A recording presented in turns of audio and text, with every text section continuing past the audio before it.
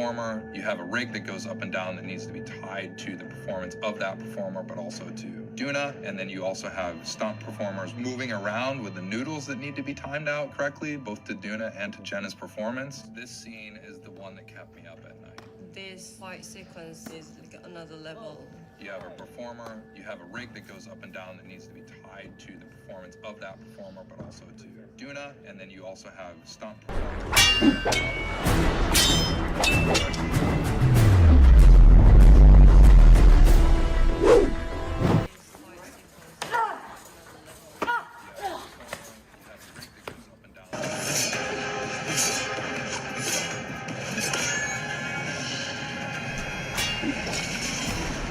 That sequence is the best sequence to showcase everyone firing on all cylinders, special effects, stunts, visual effects. That was amazing.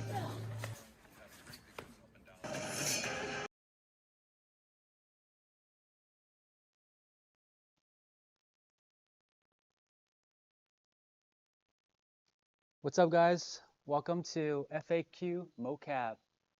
We are having a very special episode today because we have our first guest ever. This is 𝘸𝘭𝘬. He's my friend from the Unreal Fellowship, and he's a stunt coordinator, stuntman, as well as Unreal artist. So it's gonna be really cool. What you guys just saw in the intro video was a little bit of behind the scenes of a project he worked on for Rebel Moon. So we're gonna be jumping into that today.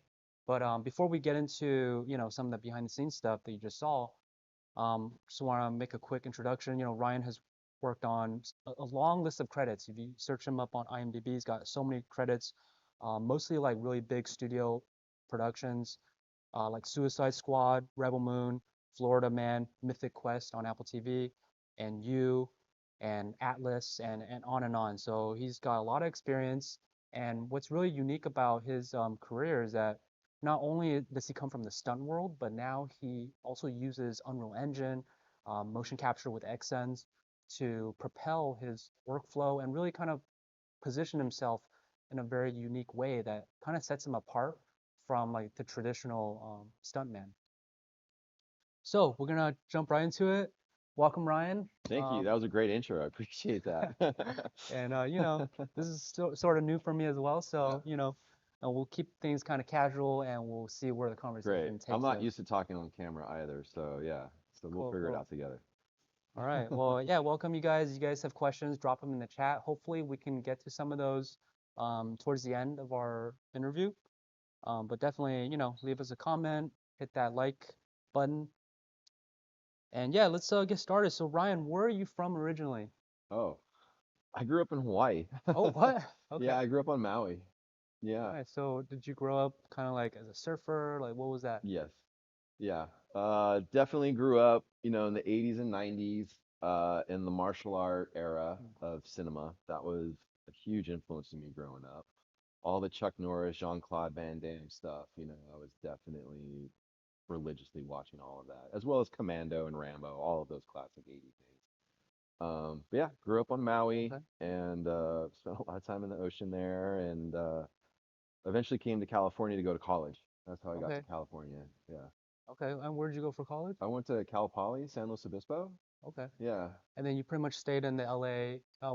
After San Luis Obispo, after that you came to LA. I did, yeah. So I was about 25, 24 when I moved to LA. I was a martial art instructor. I got a business degree, but I just wasn't really motivated to go into that world. And martial arts was kind of the first thing I was good at, I guess, something I was like better than average at.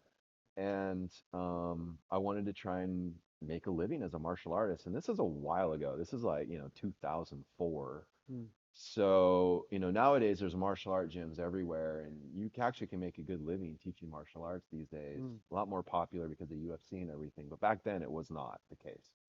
And so to make a living as a martial artist, I just like stunts.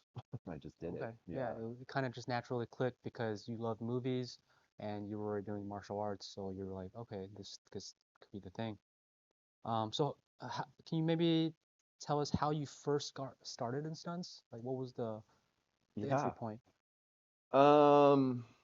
I just randomly ended up doing background on a movie through friend of friends, you know. Again, I was just teaching martial arts, just doing like landscaping and just like carefree life. And so could do whatever I want and just went down to LA to do some background work. And I saw some stunt guys doing martial arts on the set, you know, kicks and flips and stuff. I was like, wait, that's a thing, you know? And I started doing background work and started to get some photo doubling jobs and Mm, stuff, you know. And I ended up photo doubling James Franco on Spider-Man 2. mm, And I ended up doing one stunt for him on Spider-Man 2, but Spider-Man 3 was my big break. They called me to do that. I was like a really perfect double for James. And I was actually, this is when I first started to get into computers. I bought a Mac, or sorry, a PowerBook, right? The old Mac laptops. I bought a PowerBook and a mini DV camcorder and Final Cut Express. And it's like a whole different era back then, you know, like just all the tools were different. And I made my own stunt reel and burned it onto a VHS oh, what? and yeah, and sent it to the producers and the coordinator and the AD and everyone I could. And yeah, they brought me in to do some stunts on Spider-Man 3. So that's kind of how I got into it. Nice, nice. Yeah. Yeah. Um, Trivia question, or not question, but fun fact. I was actually, well, I considered him my best friend with Dave Franco in third grade. No kidding. Yeah, we went to the same elementary. I used to go to his house, sleepovers and all that. That's And I funny. remember him telling me, I was like, because there was a Volkswagen Bug in the driveway all the time. I was like, whose car is that? He was like, oh, that's my older brother's. I was like, oh, really? Like, where is he? He's like, oh, he's in LA. He's trying to be an actor. Yeah. I was like, oh, okay, that's pretty cool. Yeah, yeah. And then like years and years later, I was watching Pineapple Express and it was like, Franco, Franco. I remember his Yeah, that's brother became a funny. famous actor. 'Cause someone told me his brother blew up and was famous. Yeah. I was like, oh, what? That's his brother? Yeah. And now, of course, Dave is also Yeah, Dave's doing doing, he's acting got a new thing. movie coming out too. Yeah. Yeah, yeah. Yeah. So just a little trivia. Yeah, that's fun. Okay, so cool. So you got into stunts, and then how did you get into Unreal? Because that, when I Hmm. think of stunts, I don't really think of Unreal Engine and Sure. VFX. Yeah, so actually Mm, XNs was how I kind of got into, or mocap, I guess. XNs mocap was how I got into Unreal Engine. I was actually, you mentioned it, I was working on Suicide Squad, and the stunt team out there was all Australian. 𝘸𝘁𝘁𝘍, who honestly has been a pretty pioneering force in using Unreal Engine in stunts in film. They were using it, it being mocap and Unreal Engine on Suicide Squad to do previses. And mm, this is like 2019, I think. And, you know, at first I showed up to Atlanta and I was like, who are all these Australian guys running this show in America? It was like, it was the biggest show in America. And there's a lot of big American coordinators, but none of them got it, right? So I was like, how did they get this show? And then I just started to see like guys showing producers animatics and stuff from Mad Max. And then they had 12 mocap suits and they were doing video game captures on the weekends. And I was like, wow, this guy's on another level. There's nobody in LA that's even thinking about owning a mocap suit. And so I was playing around with some 3D. I'd been playing around with 3D and After Effects for a really long time. And so that piqued my interest. And I went home to LA and I looked up XNs. And sure enough, you guys are right here in El Segundo. I live in Delray, which is a 10-minute drive. yeah. And so early 2020, I like drove down to the XN's office and they put me in a mocap suit. I did some kicks and some moves. They gave me the data attached to a model, and I took it home. And I just wanted to see if I could do anything with it. And back then, my workflow was Cinema 4D to After Effects. And I used this like really weird Russian plugin that would export like an OBJ sequence that After Effects could use, like a Okay. really weird hack. But it worked. And I was like, oh my God, this works. And then COVID happened and lockdown happened. And I was like, my career was really taking off as a fight coordinator. And everything I was reading was like, film is going to still continue, but there's going to be no love scenes and no fight scenes because those are a lot of contact, obviously, right? And this was early days, like no one knew what was going to happen in the first month or two, you know what I mean? So I was like, oh my God, I may not ever work again or for years or who knows what. And so I decided to get a mocap suit. And I called XNs and bought a mocap suit during lockdown, like in the early days of lockdown. And then I started to do a Star Wars short again, Cinema 4D to After Effects workflow. And so I was working on this for months. It takes hours to render a shot just to look at it and see how it Wait, looks. let me bring you back. So, what was your thought process when you bought the mocap suit? Was it like, hey, I'm gonna start getting more into like 3D stuff, or was it to actually use the mocap so I can do stunt viz without having a bunch of people together? Yeah, I mean, it was partly what 𝐷𝘀𝘆𝘆 and Proxy were doing, right? I mean, obviously they had 12 suits and they're doing all these things. So it was a little bit like going in that direction, but it was also like, yeah, just being able to choreograph fight scenes without touching people. It was like kind of all of it, right? I was already going in that direction. And then when we can't actually rehearse physically with each other, I was like, okay, I got to do this now. And, I had the money and the time. It was really a perfect timing for it in a way.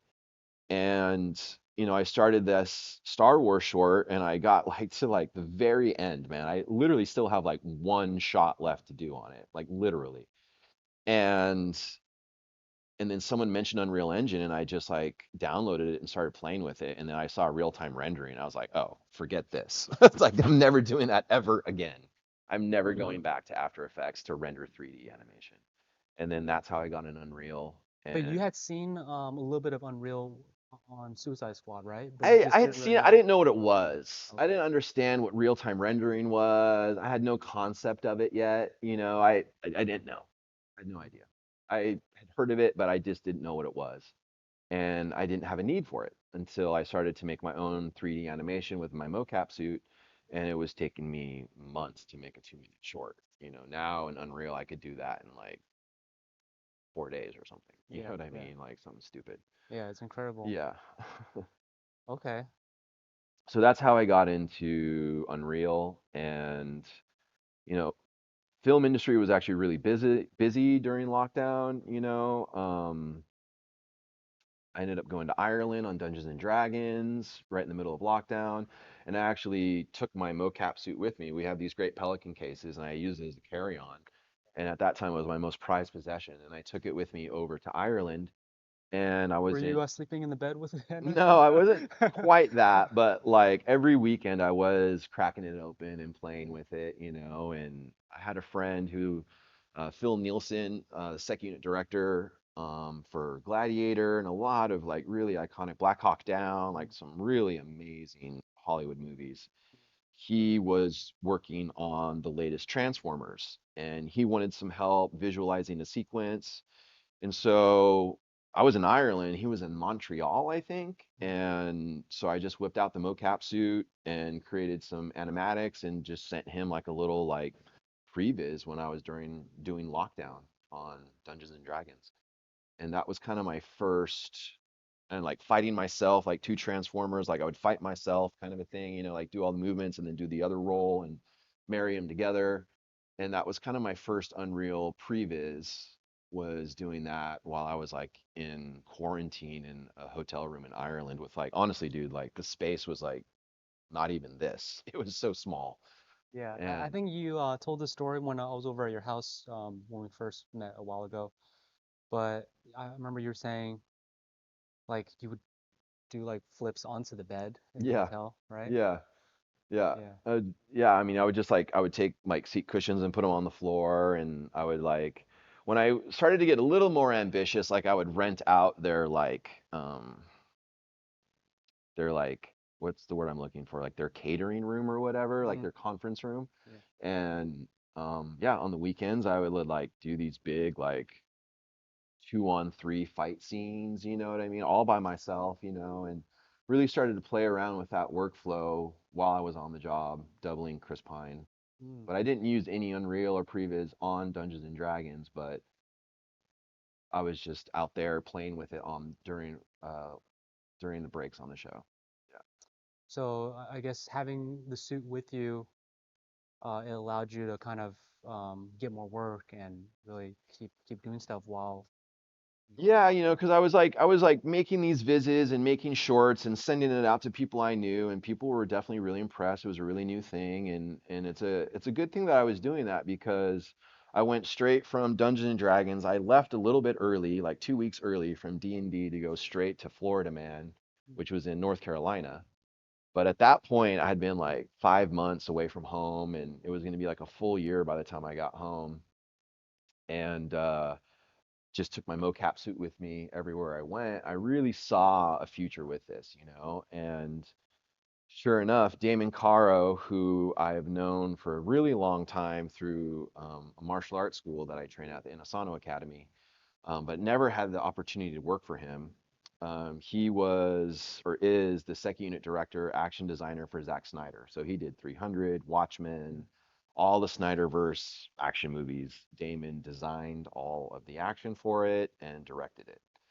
And so Damon hit me up when I was on Florida Man, like a good 6 months in advance of actual prep for Rebel Moon, and started to talk to me about Unreal Engine and working on Rebel Moon for this. And so I really continued to put a lot more work into it. And I had 1 month off in December before we started Rebel Moon. And instead of going on a vacation or doing anything, I just stayed home and just did more Unreal previses and more mocap suit. And Yeah. boy, am I glad I did, because the sequence we started off with, the 𝘠𝘧 sequence on Rebel Moon, was an undertaking. But that's the one we're gonna That's the see, one right, we with the just spider saw. woman. Yeah. Yeah, yeah. 𝘠𝘧 is the spider creature. Yeah. Okay, okay. Okay, yeah, I mean that's kind of what I was gonna ask you is like how you got into that, but you answered that part. Should we see maybe some more of the previs? Yeah, why don't you play that BTS that we started off with, and I can just talk over it. Can we do that? So this is a BTS I put together. So that's Marcus right there. He is the VFX supervisor, and that's Duna. She plays Nemesis, the Mm-hmm. samurai. And as you can see, this is a very logistically challenging piece because it involves special effects, visual effects, stunts. That's like a hydraulic lift. So that's us rehearsing. That's like us getting started. That's Damon right there, like weaving through everything. He's designing the camera shot right now. And those are all the stunt players we need to make this kind of come together. He's telling me how he wants it in Unreal. This is the Unreal shot that I designed, or that Damon designed, that I implemented using the mocap that we captured. Now, this is Duna rehearsing the scene with the hydraulics, and now this is Duna performing the scene on the show. And so we had 7 or 8 iterations of that scene, where we started off like talking with hand puppets, right? The spider does this, and then she does that, and then they go here, and then they do that. And we're like doing hand puppets first and shooting it as well. And like I have BTS of like Damon like showing the camera angles with like puppets and stuff, right? And then we went to the live action rehearsal, which is what we saw with all the stunt people on the dolly and all the spider legs. I mean, dude, it was like a 10-person like choreography, Mm-hmm. right? To get just Yeah. the Spider Woman and the samurai fighting each other. And then Damon would block out the shots with all of that, and I'd write it all down. And then we went and did a mocap capture of that, which we can actually take a look at the mocap, Okay, yeah, let's some of the put it up. mocap BTS. The mocap BTS is 95, 96, image 95 and 96. Um, we had, yeah, here we are. Here's the XN suits. So we had a 4-person capture session going on. I had, Running into one NBN session, or yeah, did you have separate? yeah, Okay. we had 4 suits going at Wow. once. I had two, and then another person on the team had two, and yeah, so this is a capture session. And then is this 95 or 96? Okay, yeah, and then 96, go ahead and play 96. Yeah, so I guess this is the same scene. So this is basically like the little girl being saved by the guy, and then like the spider lady is like throwing the legs at him and tripping him up. And I mean, we had so many versions of this. This is a version we didn't end up using. It was just a little too much trippy action happening. Um, for it kind of like too much tripping of the performers, and it kind of slowed down the energy of it. Mhm. And this is actually so this is what was really beneficial of this. Like we would do like a viz and we would come out with like the first quarter of the fight with the viz and Zach would look at it and he could see everything. I mean, we had the set from Set Deck there. You know, we had a model that looked just like what they were going to use, you know, like it was all it was all to scale and it all looked very similar to what we were going to end up with. And um, you know, the shots that Damon put in the previs, that was shot for shot what we did on the day. But Zack Snyder had a chance to react to what he saw. And so, for instance, I might get this wrong, but like the Spider Woman had a baby that she was like holding, right? The Spider Woman was upset that all her kids died, so she kidnapped this kid. This kid is now hers. And we did the viz with the kid right here and the Spider Woman fighting it, and then like Zach saw it, and he was like, it's just like it's kind of weird. Or someone said it's like kind of weird for the baby to be right here and you're fighting, and like it doesn't really make sense. Like the baby might get hurt, and that's logic, right? So like, okay, so now we're gonna put the baby like back here with like the spider leg holding it. So then I redid the viz with the baby back there, right? And then it came back where like I think it was the actress who was like, no, but it's like such a good thing. This is my baby. Like, I wouldn't want to put it back here. Like, I'm holding it, I'm protecting it. And it's like this thing. And then it was like, okay, that's actually a really good point too. So then we went back to holding the baby. So then we went back to a different version of the viz. We had to redo it again. And so that's kind of the benefit of this Unreal Engine stuff. Cause like, you know, when you're just having like stunt people with pool noodles and like a Fernie blanket rolled up and stuff like that, you don't really get the feeling of what's happening. You know, it is hard to like really feel what's going on. But when you see the kid and you see all the like elements in there, then you're like, oh no, I don't like that. And then you're like, oh, actually, no, I do like that. So it really gives you a chance to react well ahead of time and to make a more concrete decision with more information, right? Because you can see it. Yeah, yeah, And and you make the edit with like the music and the lighting, the sound and everything. sound. Yeah, but Yeah, you know, that's all pretty standard, like lighting and sound effects and stuff. But uh, again, having the location in the background, having the characters in the scene, you're not having to see cardboard boxes or right, right. anything. I mean, you'd be surprised how much people need help to visualize a sequence. Even though people are very creative and very, very intelligent in this industry, there's just so many other things going on. You're not just focusing on this sequence. You know what I mean? You're focusing on so many other things. So the more you can show them ahead of time, the more boxes you're going to get checked. And that was definitely the case with this Yeah. sequence. You know, it was a And I think a lot of times, I mean, you know, when you're in the industry, you understand this, but sometimes you do have non-creative people that are essentially making some decisions, like executives that need to sign off on a specific style or shot. So having that makes their job a lot easier, and they can say, I like that or I don't like that. I Zack Snyder is definitely not one of those people. He's one of the more creative, inspiring directors, if not the most inspiring director I've ever worked with. Probably the most inspiring. He's Mm. such a positive creative force. He's a wonderful person to work for and with. So I wouldn't consider Zack in that category. Oh yeah, But no, no, yeah, definitely yeah, not yeah, the I know, I director. know. I'm But saying in like you general, I have agree. studio, You know, in you general, I have some agree. Yeah. executives that need to, you know, approve of things. But yeah, I think at Zach's level, he pretty much calls the shots on a lot of that, He right? calls the shots. He's extremely collaborative. He's extremely encouraging. He's extremely grateful. Like, I mean, he's an ideal person to work for in this Yeah. industry, for sure.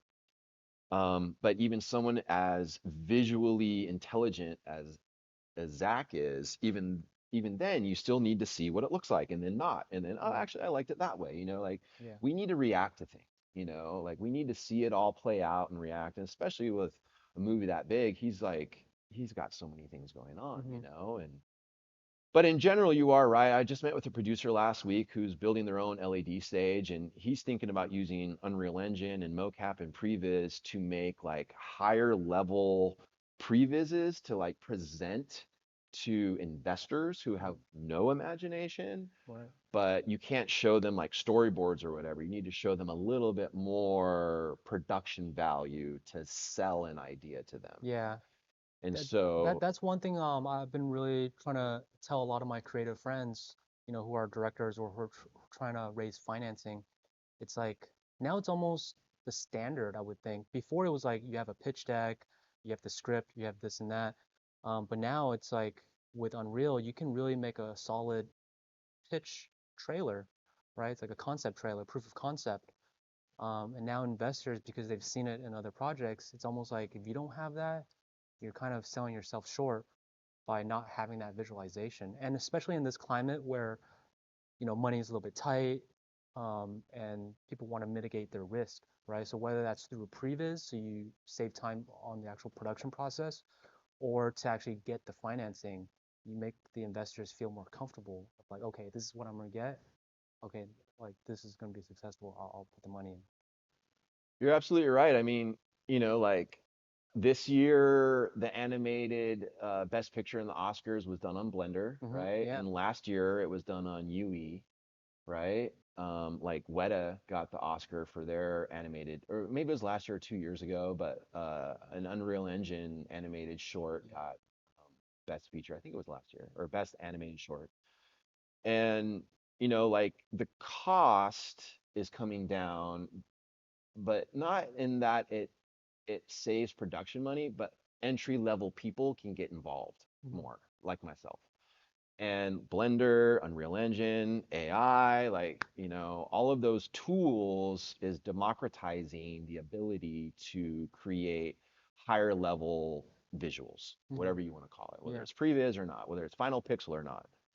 And Unreal Engine, it's still catching on. It hasn't caught on as fast as I thought it would. It's a little bit slower, but I think it's because of the industry downturn we've had the past couple of years. I'm pretty sure it's directly related to that. It's also happened in the video game industry as well. Right. So I think Unreal Engine hasn't like exploded in the past couple of years like I thought it would, because the industry has slowed down. But I am seeing, like with stunts, for instance, like everyone has their animatic guy now. And a lot of people are using Blender, but Unreal Engine is just so much faster. Like Blender just can't compete with Unreal Engine when it comes to time. That's interesting. You're saying in the stunt world, more people are using Blender. Yeah, I'm Really, surprised as really. well. Yeah, Huh. yeah. I don't know why.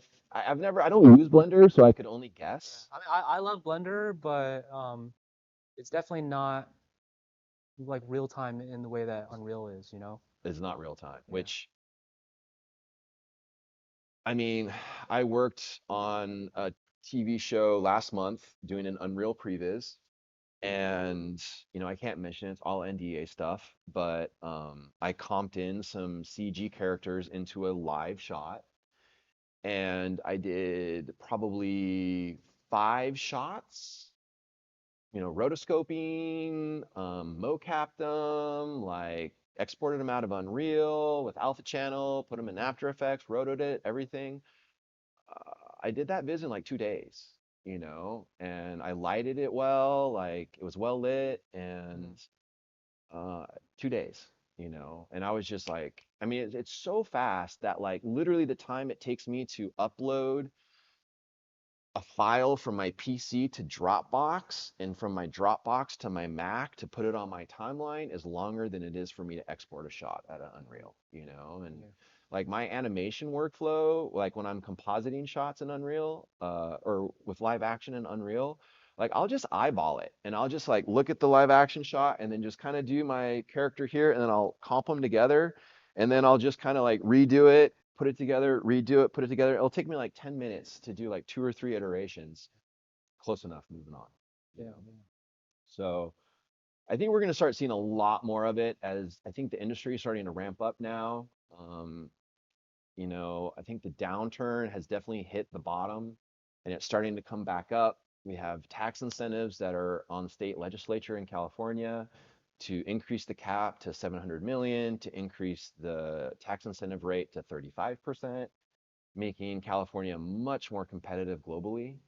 And so I definitely am anticipating production to ramp up, specifically in Los Angeles, but in general in the US, second half of the year, from summer onward for sure. Okay, okay. Yeah. I mean, I don't know Yeah. anything. Don't like take my Very word for it. hopeful. Right. Yeah, don't take my word for it.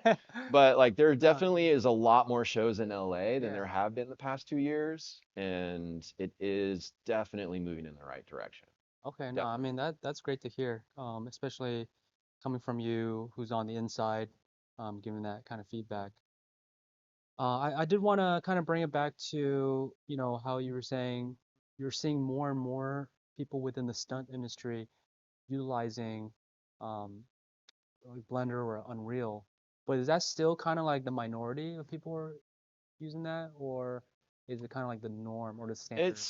It's still very niche. It used to be like a stunt man that or a stunt performer that could edit and shoot was rare.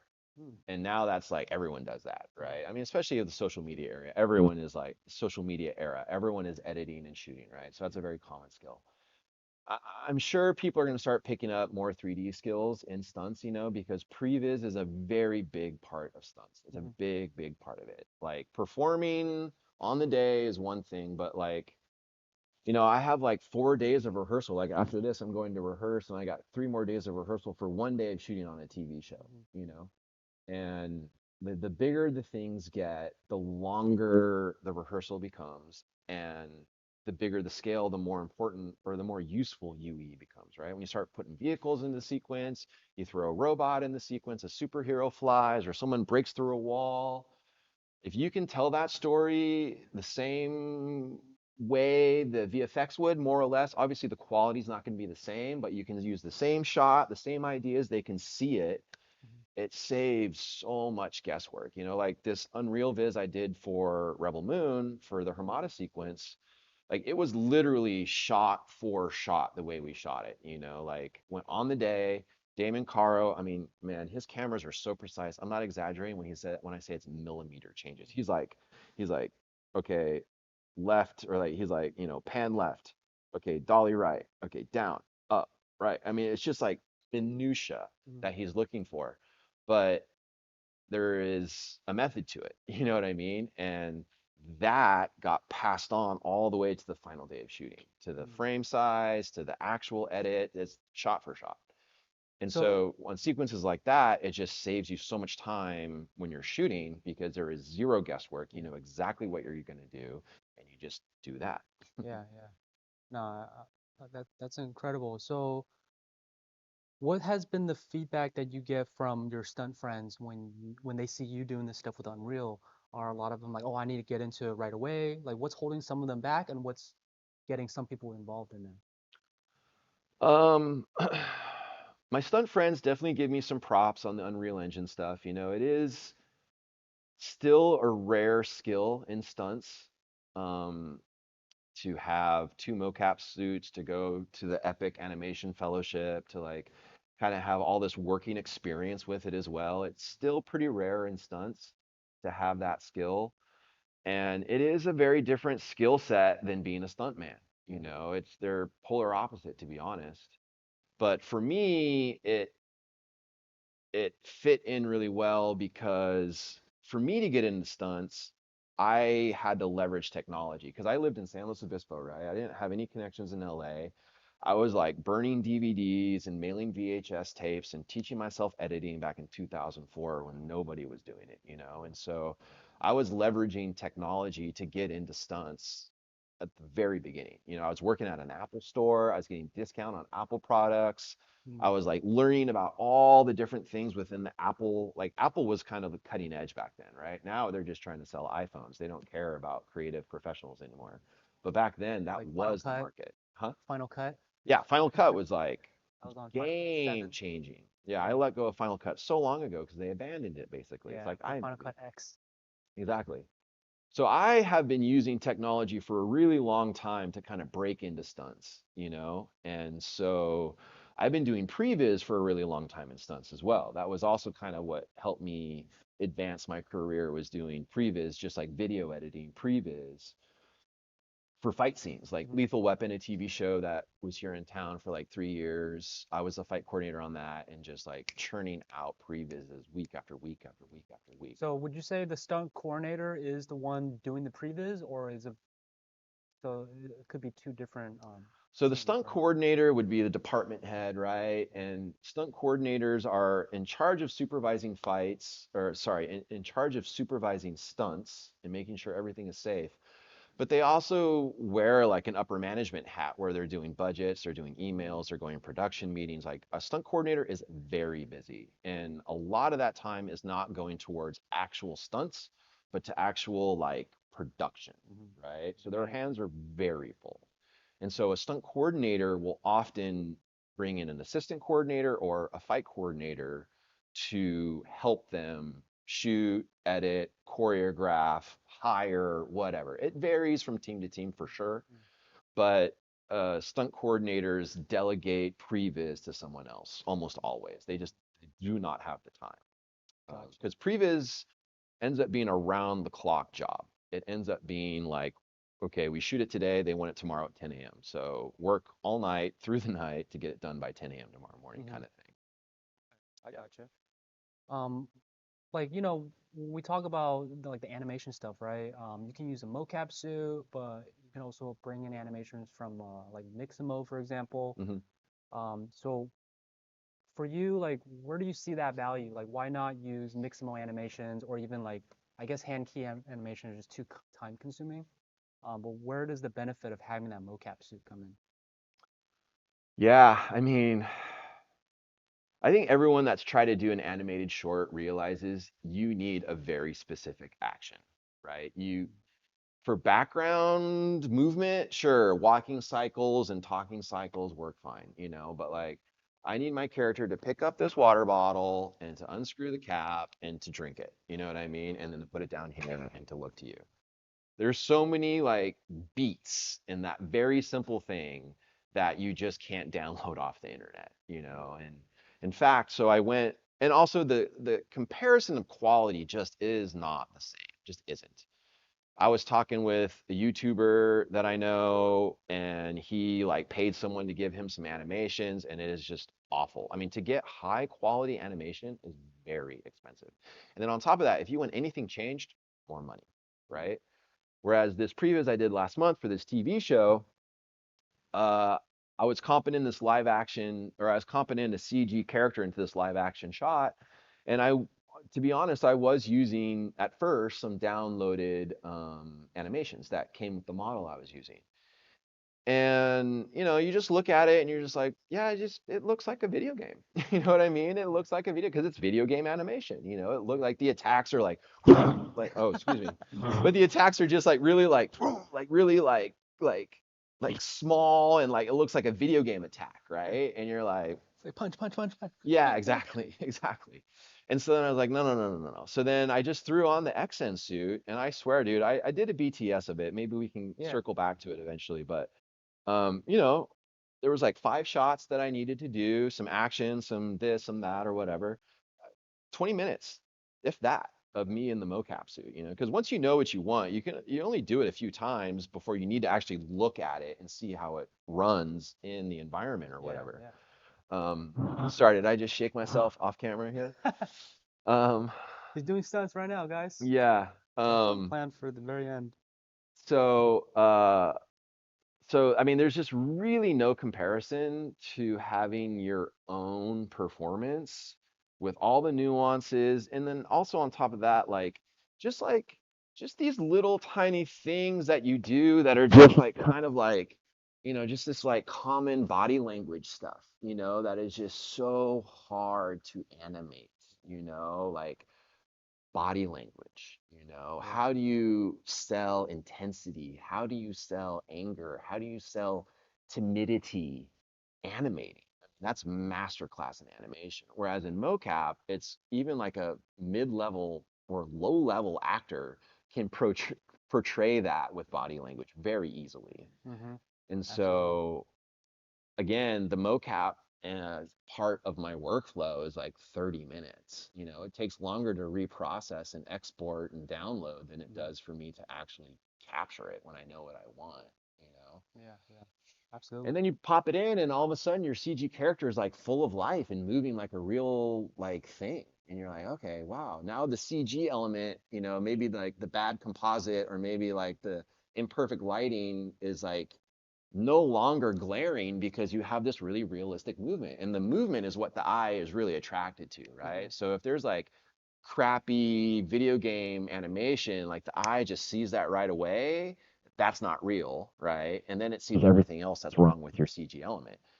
But if it's moving like a real creature or a real robot or whatever, and it's just convincing movement, like your mind just kind of lets it go. Yeah, no, that's a great point that, the way that the human mind is trained is like from our natural instincts, right? To recognize like movement, right? So we're very particular about that movement. First, Yeah, right? exactly. Movement first, especially when you're seeing a screen with like a bunch of stuff happening, a lot of action, let's say, is happening, and it's all real, real, real, real, and then glaring, unreal movement. You know what Like I a mean? T-pose just floating through the space. Sure. Yeah.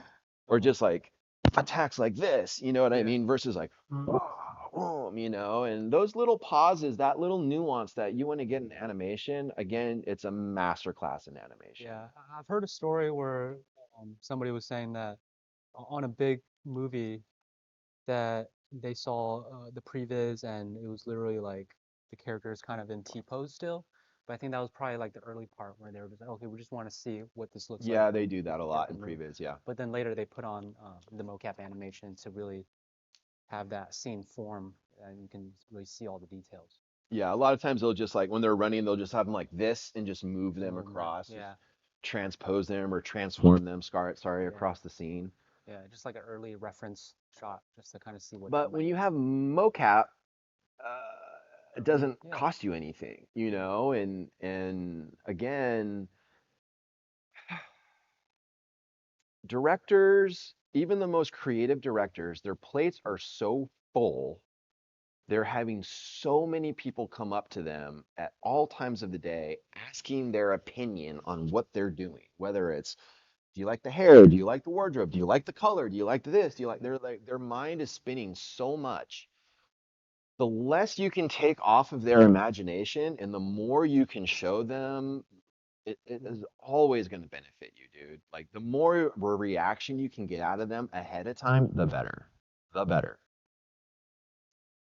So, do we have any questions? Maybe we want to take some questions from the audience.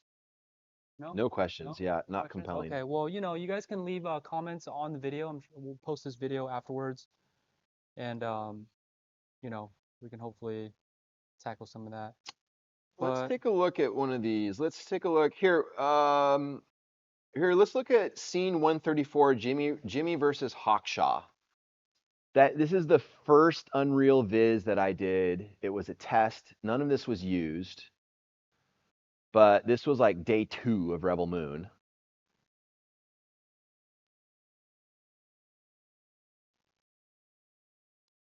And this is a oneer. And yeah, we were just talking about oneers. And oneers, right? yeah, this wasn't end up being used. This was like an experiment. This was like a proof of concept for Damon, basically. This was to show him what can we do in like one day. I think that was 2 days. Okay. Maybe it's like a day and a half. And so that was like my first Unreal job, you know. Yeah. And it was a very simple, not too difficult, but it was. So Damon had never worked with Unreal before, right? Yeah, Damon was definitely had the foresight, and really, really curious in advancing his storytelling capacity. And this 𝘠𝘭𝘠 sequence is perfect for it, right? I like to say like Unreal Engine, the bigger the sequence gets, the better Unreal Engine is for the sequence. So if we're having just a dialogue between the two of us, there's really no need, right? Having a simple fight scene between the two of us, still no need. But like say we have a fight scene and I throw you out the window, or we do a fight scene and you do a car hit, or we do a fight scene and a robot comes through the ceiling, or we take off through the air and we're fighting in the air like Superman. Now Unreal becomes indispensable. And so the bigger the sequence, the better it is. But during Rebel Moon, I was literally learning about Unreal Engine on Rebel Moon. Like I'd never animated a day in my life. In fact, why don't we show the actual previs. So Dagus 3, 21, 22. Why don't we show that and I'll talk over it. So we had done the capturing, right? We had like done all the live action blocking and we'd done the mocap capturing and everything. And we'd done all of this, you know, I lit the scene, I put in the smoke. Yeah, I got the set deck model, you know, I put all that together. That was all stuff I've done before. That's a re-illusion model there. You know, like all of this is good. And then Damon's like, okay, I need the spider's legs to move. And I was like, I have no idea. And this was like 4.26 we were on, 4.27. And I think the FK animation tools were brand new then. Like they hadn't even like been around for more than like 4.24 or 25 or something. I didn't even know about it. And then one of the guys on the stunt team that was assisting me on this, he was like, hey man, you need to take a look at this. And he showed me like a tutorial on FK animation. And I just looked at Damon and I was like, all right, man, give me a couple hours and I'll let you know. And then sure enough, I sat down 30 minutes, was looking at the FK animation. I'm like, oh, so it's just basically keyframing, like After Effects. I just like select the bone and rotate and set a keyframe. Okay, sure. I mean, it's a lot more complicated, but yeah, I guess I can do that. And then I just started animating. And so all of the spider animation this is all my first time animating. So it's not good by any Oh no, means, the legs look very but they were smooth. not bad. Yeah, Yeah. I would say not bad, especially for your first attempt. And this is like what I've been really telling a lot of people that nowadays the knowledge is there, you know, you can look up a tutorial for pretty much anything related to what we're talking about, and learn that and implement it into Unreal, which is a free software. Um, Especially Unreal because now it's kind of chilled out a little bit with the new features, but like it used to be every version was a new retargeting process. And it was just like, oh my God, dude, every version I have to relearn how to use this program. It's chilled out now, I feel like, at least for using mocap and stuff, but yeah, like new retargeting process is so much easier than so much before. better. Yeah, so much better. UE is definitely getting better and better and more user friendly. And there's just so many tech tutorials out there, right? So like, yeah, so all of this like spider leg stuff, I think what I eventually did was I downloaded an IK rig. Oh, actually, I take that back. 𝘞𝘩𝘀𝘆 from Epic Games, good old Tony. Someone hooked us up with him and we started to hit him up directly and he put an IK rig on our Armada model for us. So we had a good IK rig. Like he created the control rig, right? He made a control rig for us and he helped out tremendously. Because again, this was kind of in the early days of Unreal Engine 4.26 where there weren't as many tutorials about stuff. This is 4 years ago. And so, maybe 3 years ago now, actually.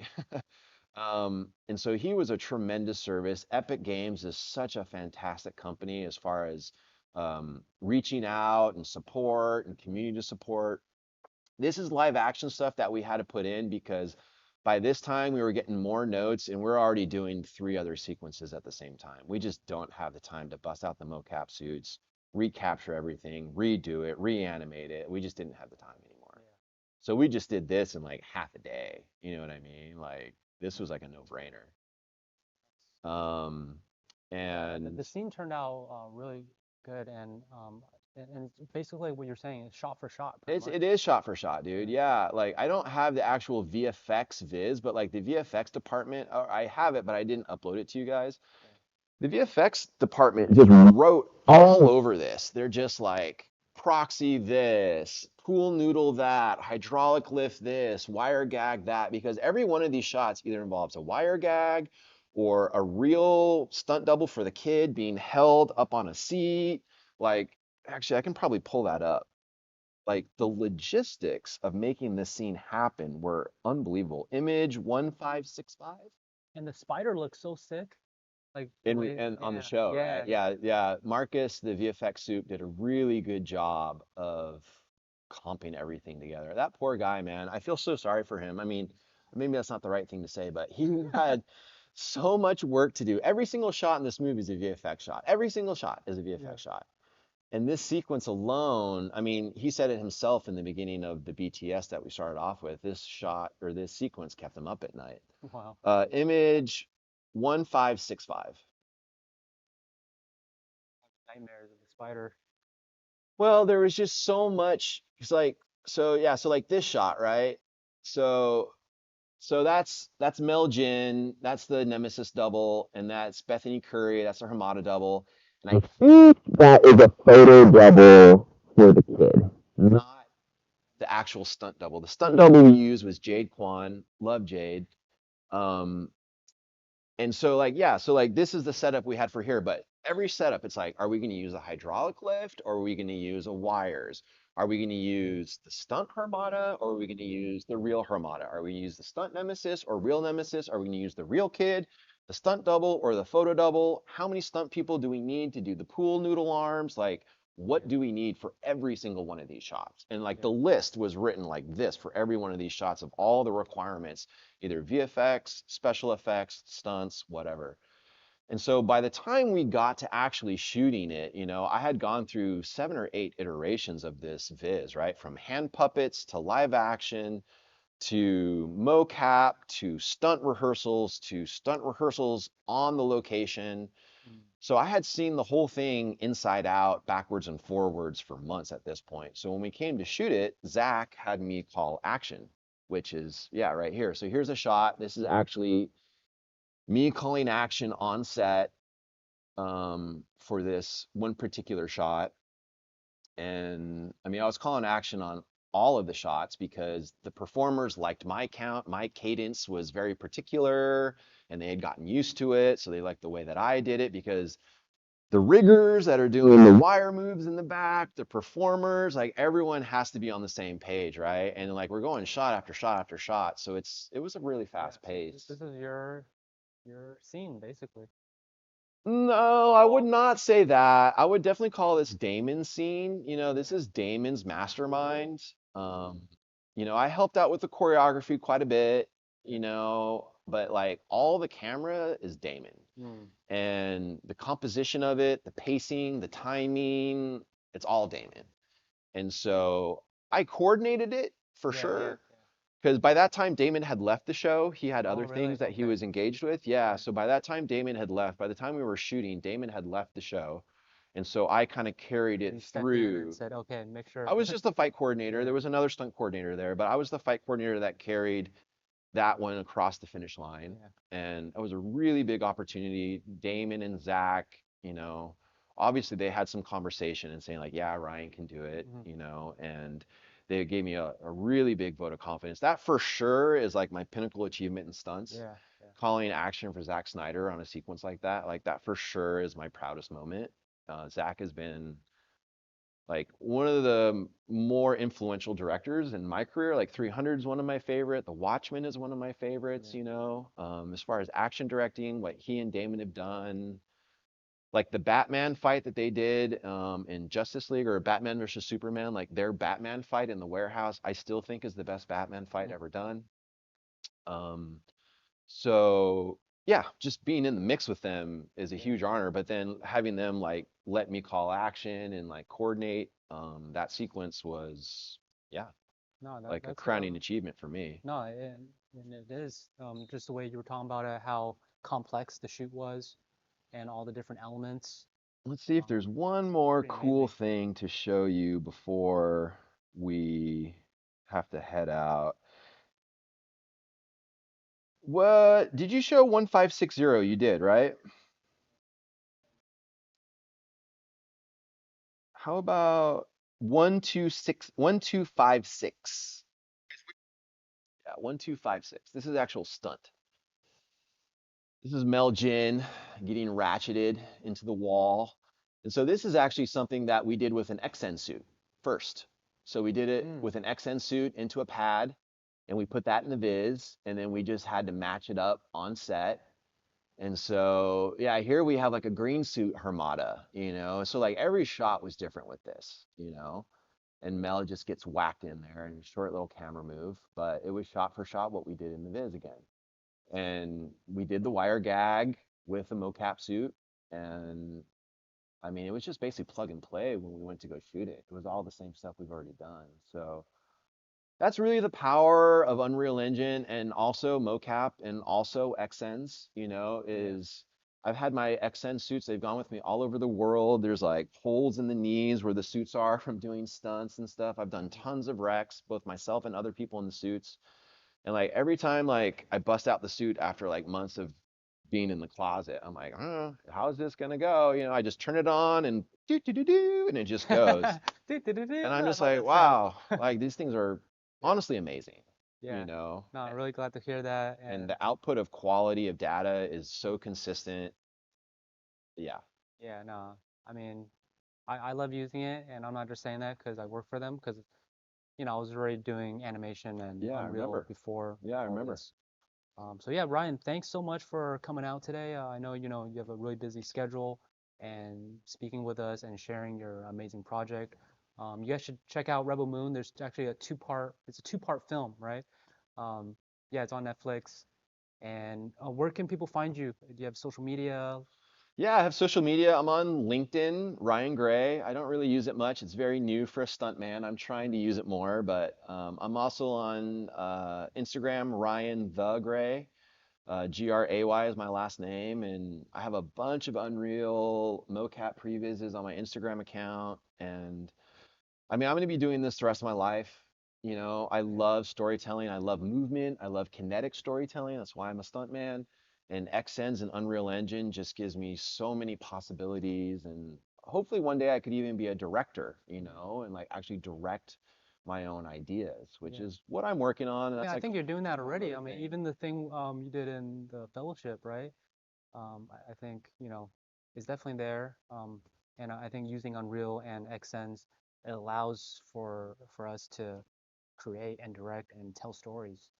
It democratizes the ability to tell bigger stories, I Yeah, think, yeah, right? And that's what I've like growing up on, like I said earlier, Rambo and Commando and all these big action things. yeah, Like that is what I like, you know, and those are the kind of stories I would like to tell. And I can do those on a much lower budget for now, sure. and especially with this new workflow that I'm working on, compositing live action with Unreal Engine assets in it, Mm, right? I really think that's like an untapped resource of future production use of using Unreal Engine and XN's mocaps to put it into live action, like what we saw with the Electric State, yeah, right? yeah. And having that be at more prosumer consumer level, um, yeah, I mean, I think it just can open up a lot of opportunities for people, and I hope people take more advantage of it. Yeah, and you're a perfect example of how using this technology you've been able to advance your career and Definitely, really set yourself apart. definitely. So yeah, you guys follow Ryan, and we'll try to link his socials in the description. But yeah, thank you guys for tuning in. Hope you guys enjoy. Leave us a comment, and see you guys in the next one. Thanks for having me.